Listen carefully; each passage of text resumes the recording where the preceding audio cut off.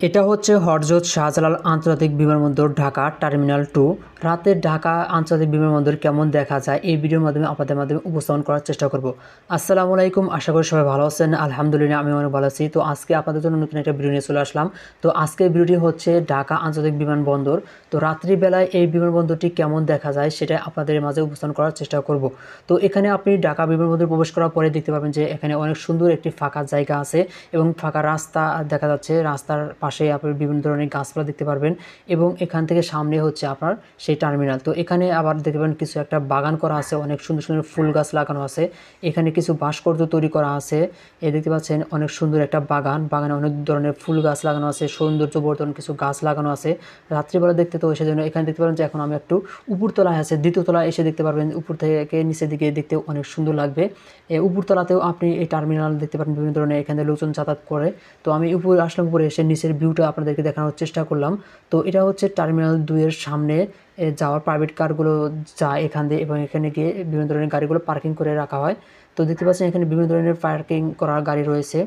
এখানে বিভিন্ন ধরনের দূর দূরান্ত থেকে মানুষ আসে তাদের প্রিয়জনদেরকে রিসিভ করার জন্য এবং এখান থেকে তাদেরকে বিদায় দেওয়ার জন্য। তাই এখানে এসে গাড়িগুলো এখানে রেখে দেওয়া হয়েছে যাতে এখান থেকে আবার তারা সহজে চলে যেতে পারে।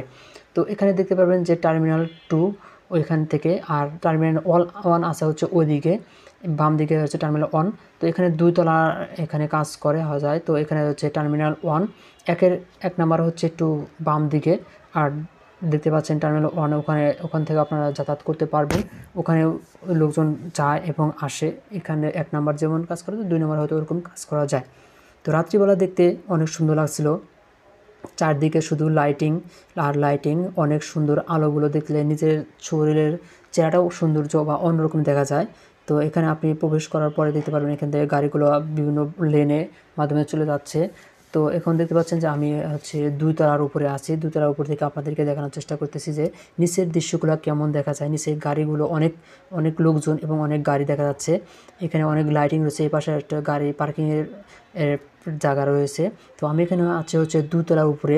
দেখতে পাচ্ছেন মানুষের সমাগম অনেক এবং গাড়ি রয়েছে। 2 তলাতে অনেক গাড়ি আছে, আবার মানুষও রয়েছে, যা দেখতে খুবই সুন্দর লাগছিল। এটা হচ্ছে নিচতলাতে যেখান থেকে প্রবাসী ভাইরা ভিতরে প্রবেশ করে বা ভিতর থেকে বের হয়। তো তাই এখানে অনেকজন থেকে ভিতরে প্রবেশ করলো। ভিতরে প্রবেশ করতে মানুষ এতটা পরিমাণে ভিড় জমিয়ে ফেলেছে যে একদম দরজার সামনে চলে যাচ্ছে।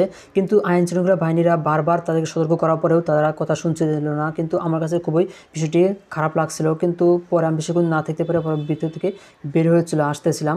আমিও গিয়েছিলাম আমার বাইকে রিসিভ করার জন্য। তো বাইকে রিসিভ করে আমি তখন ওখান থেকে বের হয়ে চলে আসলাম। তো আজকের ভিডিওটি আপনাদের কাছে কেমন লেগেছে সেটা অবশ্যই কমেন্ট করে জানিয়ে দেবেন। এরকম ভিডিও যদি আপনি প্রতিনিয়ত পেতে চান তাহলে অবশ্যই আমাদের চ্যানেলটি সাবস্ক্রাইব করে পাশে থাকবেন।